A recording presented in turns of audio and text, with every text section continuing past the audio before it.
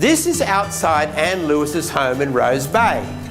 And I remember I was over there once and we saw this fellow coming. You know, Anne Lewis lives in a very beautiful house right in Rose Bay. As you can imagine, they're huge, big, wonderful houses. And I thought, isn't this wonderful? Here in Australia, you can go catching octopus in front of millionaires' mansions. You could be getting your feet. And there was something wonderfully democratic about the octopus man, which I loved.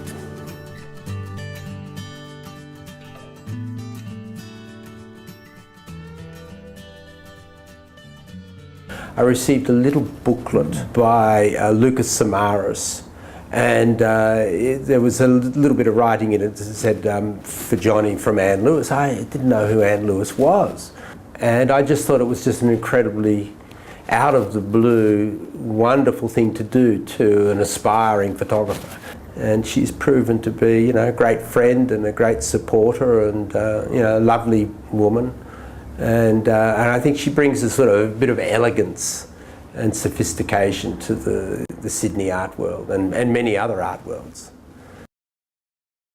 It was good to sort of see that she had been consistent with her vision, if you will, of, you know, and that vision sort of became whole when you sort of saw it all together, you know, because I would see bits and pieces over the years, but I never saw it in total.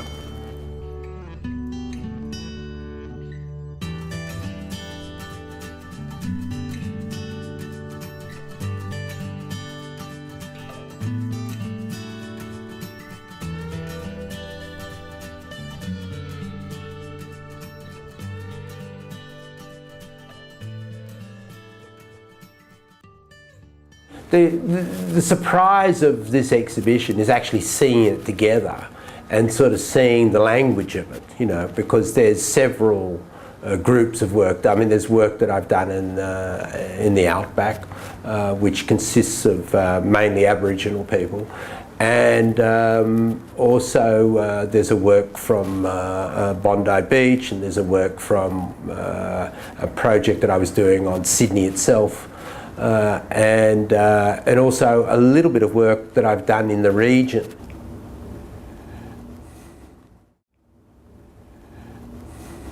Photographers in some way, shape or form are they're great seducers. You know, you want the photograph and you want people to feel comfortable enough to give you something of themselves. And I work very, very hard at that. I mean, you know, great portraiture is great psychology. I mean, you've got to know about yourself and you've got to know about others, you know. And to that end, I work hard at being with people, being accepted by people, having something in common with people, relating to people, and they allow me to do their portrait. I think portraiture is like doubling someone's existence. If you make a beautiful portrait, that person lives twice. And to me, that's a great thing to do. I also think it's the hardest thing to do. And I was slightly sceptical when learning my craft that if it was too easy, that it didn't mean anything to me. So I tried to do the hard things. And I found that portraiture was really hard, because I had to extend myself. I had to relate to somebody.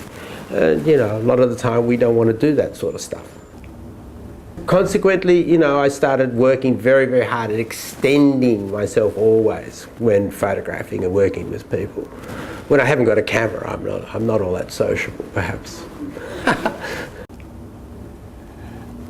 And I think it's important to document the people of this place, i.e., you know, Australia, or even the region, you know, because the more we sort of look at one another and look at ourselves, perhaps the greater sense we have of where we may be going or what we might be doing or who we are, etc. And I think they're not too bad a question to ask every now and then. You respect the people that you make the photographs of. And you can't, and you try to imbue them with dignity. I mean, everyone's got it, you know. And so why not try and show something? Even the dignity of their tragedy, even the dignity of their humour, even the dignity of whatever facet that people are bringing at that time. There is a portrait I know of an Aboriginal woman that I made in Kirby's Back Bar in Katherine, you know, which is a horrendous place really. The amount of violence and alcoholism that goes on there is profound. And this woman had been beaten and she was drunk. And the irony was that she grabbed me and said, come on, make my photo. Photograph me and all my trauma. Photograph me with the bashed eye and the drunkenness. You photograph me. And you realise then, you know, just the how would we say, the responsibility that you have of trying to create something that has in it that tragedy and that sadness. That's your responsibility. I remember once in Fitzroy Crossing, I couldn't believe that I heard a story of an Aboriginal guy who had survived the massacre. An old Aboriginal man. And I thought, how extraordinary. Here I am, you know, it was in the 90s. And this fellow has survived the massacre, the killing of 2 Aboriginal men in a group. And I waited for weeks for this fellow, and I heard about him. And all I wanted to do was go with him to do the portrait at the place. And when I eventually met him, and I said, you know, I heard about the story and we talked, etc. I said, I want to go to that place. He was on. That's it, that's, you know, let's go. So, you know, I mean, what a privilege. How extraordinary. He knew exactly what I meant. I could photograph him anywhere, but that wasn't the point. The point was I wanted to go and experience the place and the sadness and the story with him there. Because place, of course, means so much to Aboriginal people. I'm drawn to Indigenous culture. I don't even know exactly why. I say Indigenous cultures, plural, because every one of them's got some sort of special angle on our existence, you know. And maybe it's the possible lack of our own Western spirituality that makes me drawn to some of these cultures. These are people that I meet in my travels and quite spontaneously ask to make a photograph of them. There's no choreographing beyond my saying, look at the camera, or maybe can you shuffle this way or that way. There's very, very, very little of that goes into making the portraits. So I don't try to direct. I ask people to look at the camera perhaps, but I'm not too much of a director when it comes to that. And I'm always looking for light, always looking for light. I mean, light's it's the ingredient, you know, of making photographs, I suppose, along with the psychology. But yeah, light, it's nice light is good.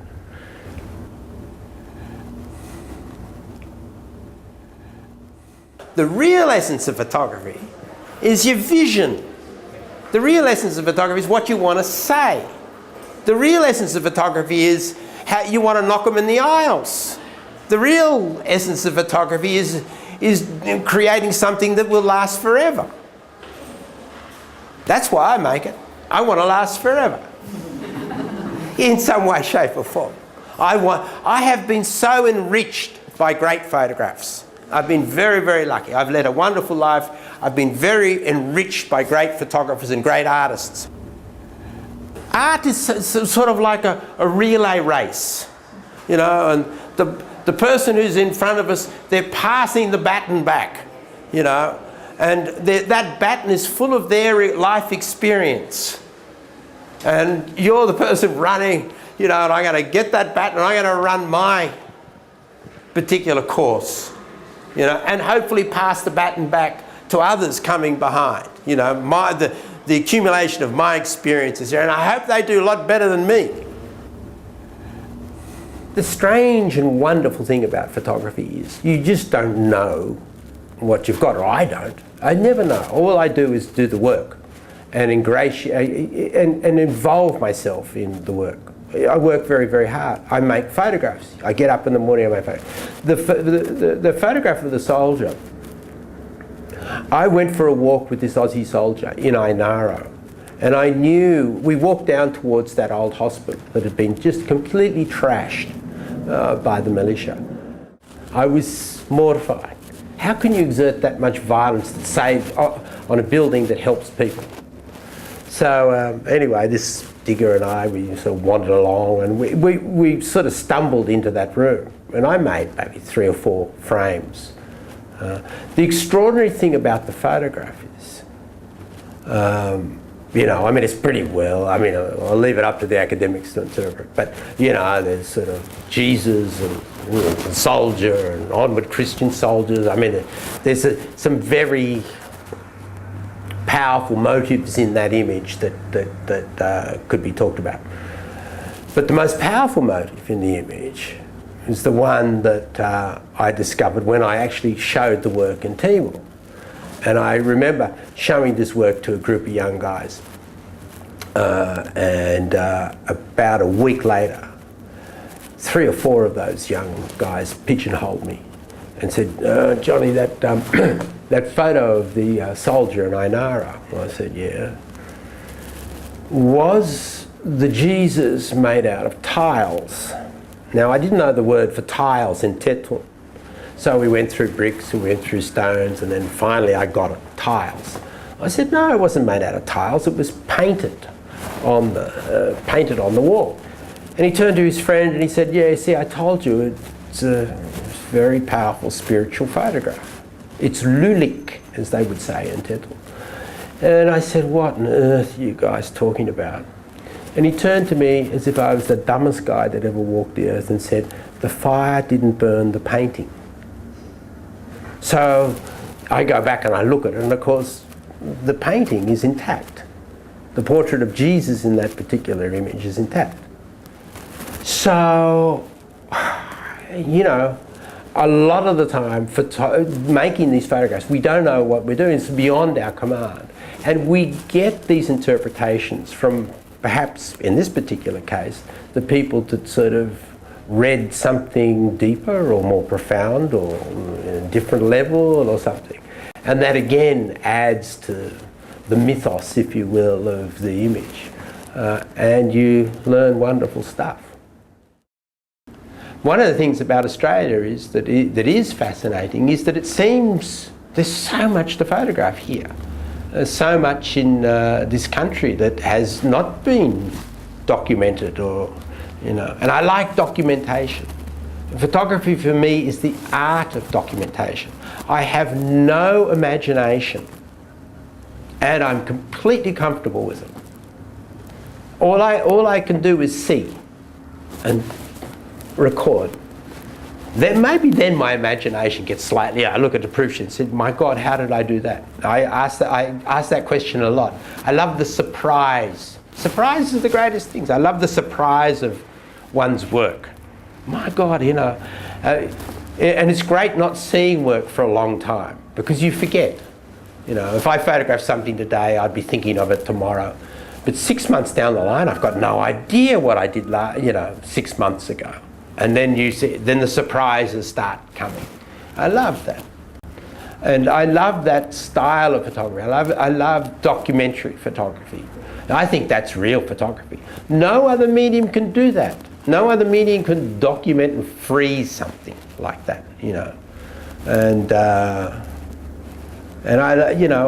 don't have any problems with seeing beyond the veneer of the everyday, or trying to, and then documenting what I see.